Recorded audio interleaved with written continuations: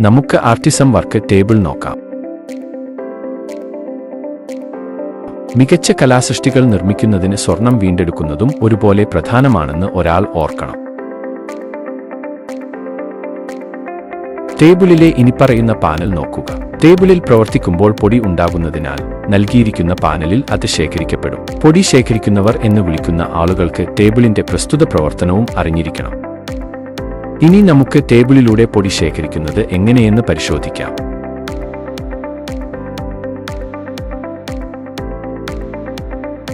ഇവിടെ മോട്ടോർ നോക്കൂ. പൊടി ശേഖരണ പ്രക്രിയയിൽ ഈ മോട്ടോർ സഹായിക്കുന്നു.